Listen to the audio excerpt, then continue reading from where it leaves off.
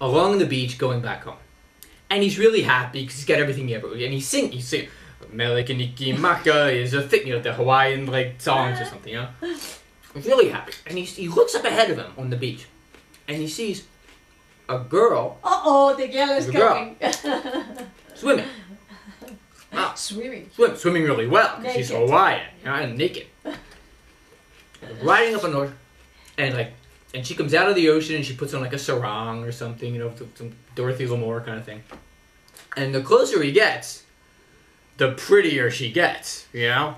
And by the time he gets there, he's hooked. He's in love. He's whoa, man, kind of a Maggie Chung, Thandie Newton, and which is from South Pacific, thank you. He's like, hey, where are you from? Where are you from? She said, well, my name's... From heaven. My name's Kokua. Kokua? Yeah. And he says, my name begins with a K too. What a coincidence. Right here in Hawaii. He says, I'm Kokua.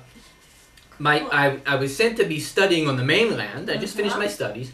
Now I'm back home here in Hawaii. And my parents just live just up the hill or something. So he always says, look, I'll give you a lift home. And of course, the hope, she gets on the back of his horse and with the arms around his waist and all that kind of romantic sexual charge that involves, you know. And they go riding up to her house where her parents live, you know.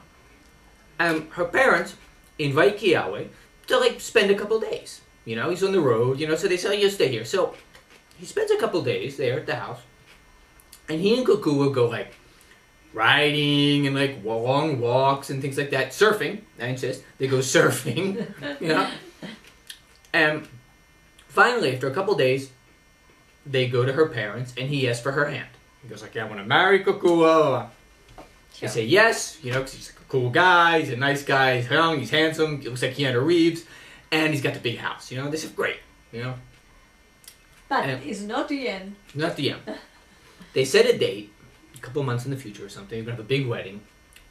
So he sets off again. You know, he gets on the horse, he goes riding off even happier than me. He goes back to his home, leaves her behind, even happier. Mele kaniki naka is a thing to say. And he goes riding back, maybe some show. What's that? Yeah, it's a Hawaiian Christmas song from Perry Como.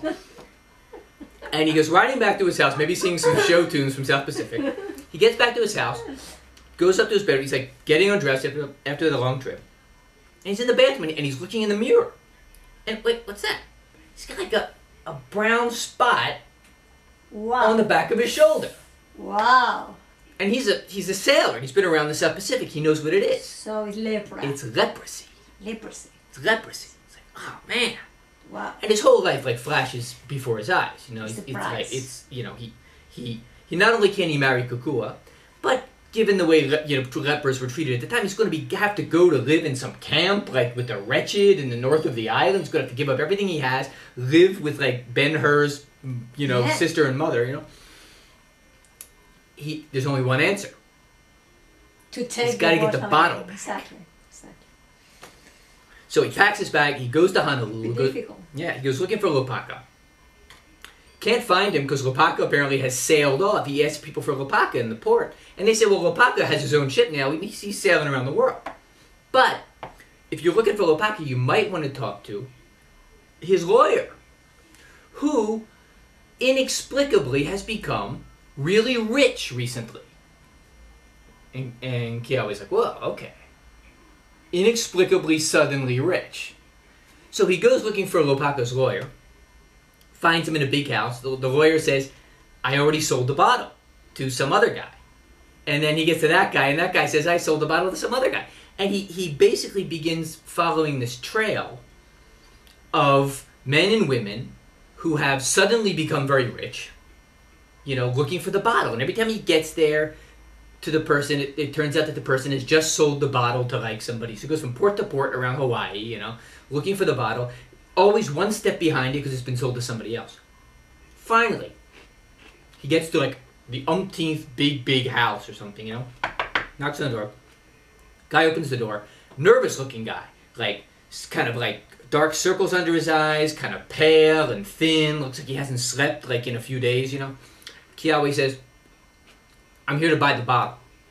The guy's like, great, come on in, sit down. It's interesting, something like a philosophical thing, because you must give it to somebody immediately, because the thing is you can die at any moment. You can die at any time, right? So you have to make your wish quick and move on. Yeah. This guy wants to get rid of it. And Kiawe says, well, I'm here to buy it. How much is it? And the guy's like, well, the price has gone down considerably since you sold it. And Kiawe said, well, how much did you pay for it? And the guy says, 2 cents. Wow. Don't fuck it up. 2 cents. And Kiawe, that is really terrible. the whole thing comes into focus for Kiawe. He knows the guy can only sell him the bottle for 1 cent. And he, consequently, can't sell it to anybody. Exactly. He dies with it. He figures he has no choice. He gives the guy the 1 cent, takes the bottle, wishes the leprosy gone. By the time he gets back to his hotel, takes his shirt off, the leprosy's gone. Gets on the next boat back to Kona, just in time for the wedding. Gets there for the big wedding with Kukua, and it's like it's like the Hawaiian traditional wedding, like juggling torches and like the dancing the limbo and stuff, and the conga drums and like the suckling pig with the apple in its mouth. Kukua is amazingly beautiful in whatever the traditional Hawaiian, wedding dress is. But Kiawe wants to enjoy the race. He loves Kukua and everything. He tries to have a good time, but he's kind of like, he's down. He's depressed. He's not the life of the party. He's going to hell.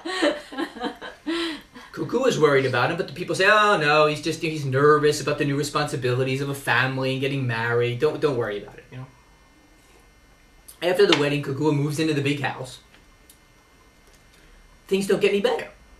He's sullen, he's moody, he spends a lot of time by himself, and none of the getting it on in Hawaiian style, Finally, Kukua says, okay, this has got to stop. Enough's enough. Where's the guy that I met, Mele Kinikinako on the beach, is the happy-go-lucky Kiawe that I fell in love with. You have to talk to, if you have a problem, you have to talk to me about it.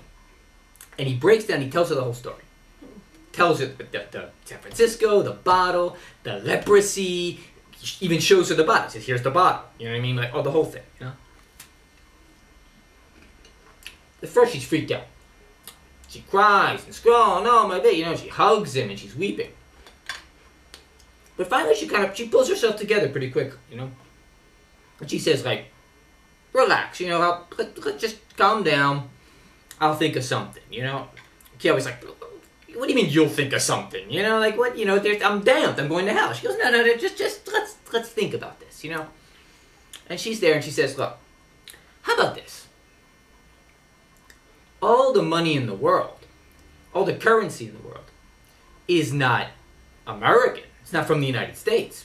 In fact, there are places where they have coins that are worth less than a penny. In fact, the French have a coin that's worth 1/5 of a U.S. penny. So we can go to French Polynesia and sell the bottle for like 4 French Polynesian cents, And Kiawe's like, good idea. Good idea. Thanks. Do it. They get on the boat. They sail to French Polynesia. They get there. They kind of want to convince people that the whole thing with the bottle is true. So they rent a big kind of bungalow house near the beach. Start dressing in very nice clothing and things like that. They get this big carriage with like 6 horses. It's all very elegant and beautiful. To show people that they're wealthy. And they start going around to like restaurants and clubs and country clubs and taverns, basically trying to like meet people, make friends with people, and then like invite them back to the house and spring the whole idea of the bottle on them, So they do this, but it doesn't work like right away, The rich people don't be interested in the bottle because they are rich, in fact. Yeah. Okay. Did not occur to Robert Louis Stevenson while he was writing the story. Apparently, you would sell it to a poor person. I don't know. The hospital is the hospital. place. Go right to the hospital. Lots of lepers. Somebody desperate. Oh, a jail. In any case, the story is they don't go to the poor people. Maybe people in Tahiti are a little bit more superstitious, a little bit more cautious about selling their soul to the devil, you know.